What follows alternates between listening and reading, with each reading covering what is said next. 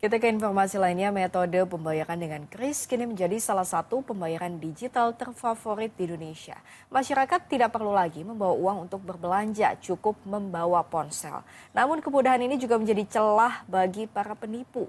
Dengan jari nakalnya, para penipu mampu membuat bukti pembayaran palsu dengan sangat cepat. Lalu bagaimana supaya kita tidak menjadi korban penipuan bukti pembayaran palsu? Kita simak segmen khas Pusher Info Kriminal.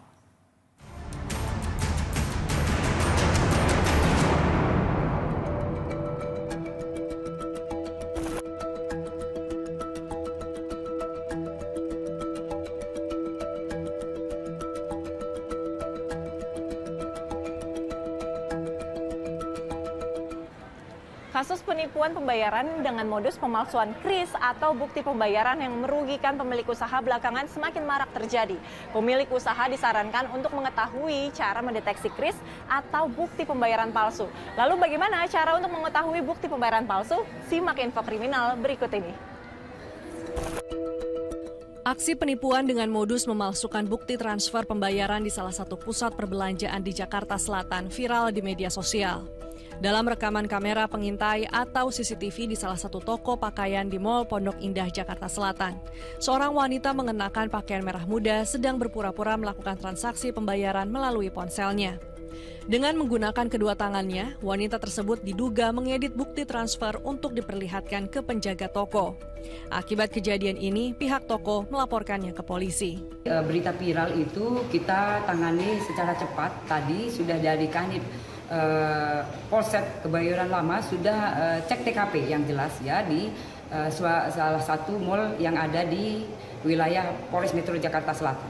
Dan kemudian kita mengecek CCTV dan kita sudah minta keterangan dari saksi saya yang ada. Tak membutuhkan waktu lama, polisi pun meringkus pelaku di sebuah hotel di kawasan Jakarta Selatan. Perempuan berinisial TNA 32 tahun warga Depok, Jawa Barat, dibawa ke Polres Metro Jakarta Selatan dan dipertemukan dengan pihak toko.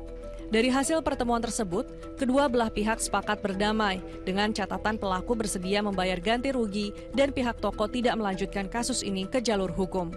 Saya selaku penipuan di toko Jenahara PIM 2 mengucapkan permohonan maaf sebesar-besarnya kepada toko Jenahara dan terima kasih sebanyak-banyaknya kepada manajemen toko. Terima kasih banyak atas kebesaran hatinya, juga kepada kasir yang saya rugikan yang sudah memberikan keringanan untuk saya melakukan ganti rugi penipuan tersebut. Dan saya berterima kasih kepada kantor Polres Metro Jakarta Selatan yang sudah bisa memediasikan kami antara saya, korban dan juga pelapor, sehingga saya bisa mengganti rugi dan juga saya bisa pulang dengan keluarga dengan nyaman. Dan dari pemilik toko baju melakukan mediasi saja, jadi tidak melaporkan hal yang dialaminya. Kemudian dari situ duduk bareng, kemudian terjadi mediasi dan berakhir dengan damai. Kasus penipuan bukti pembayaran palsu juga terjadi di kota Semarang, Jawa Tengah di sebuah toko di Jalan Pocowolo Barat.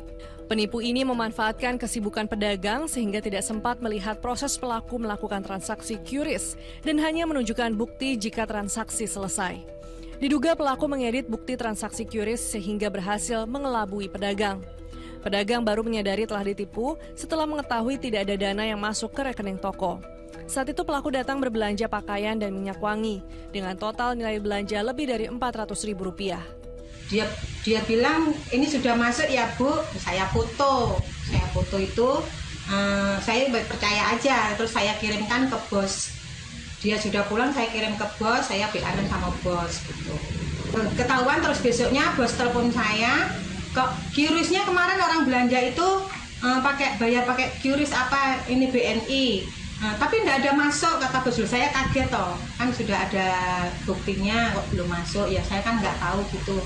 Jadi ya sudah akhirnya dilacak-lacak sama bosnya itu, diperiksa nggak ada kemasukan di situ.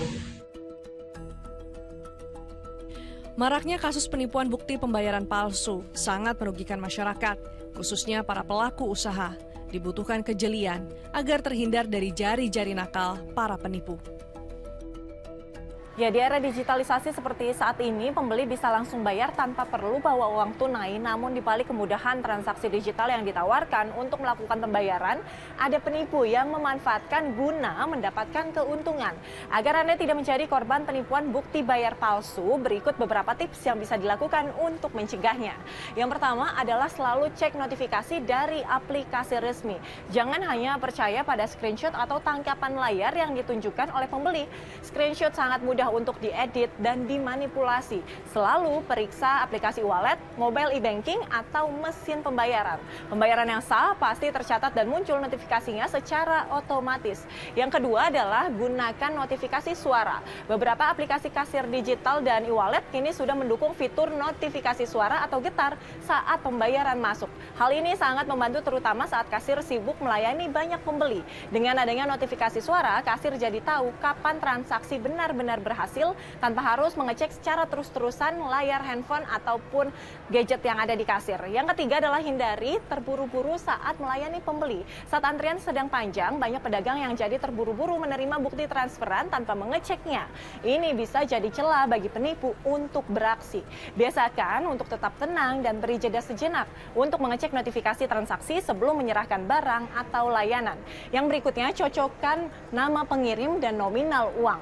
Jika ragu, minta pembeli untuk menyebutkan nama akun pengirim dan nominal uang yang ditransfer. Lalu cocokkan dengan informasi yang muncul di aplikasi kasir. Kalau tidak sesuai, kasir bisa langsung menolak transaksi tersebut. Yang terakhir, pastikan QRIS yang Anda gunakan berasal dari penyedia resmi seperti aplikasi e-wallet dan bank ternama. Dengan begitu, banyak riwayat transaksi lebih aman dan bisa dilacak. Hindari menggunakan QR acak dari aplikasi yang tidak jelas.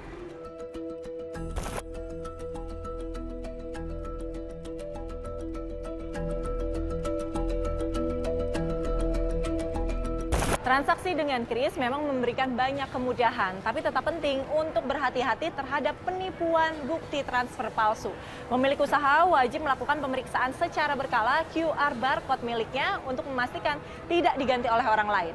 Demikian info kriminal kali ini, saya Gisa Febila dan juru kamera Imam Rohman pamit, sampai jumpa.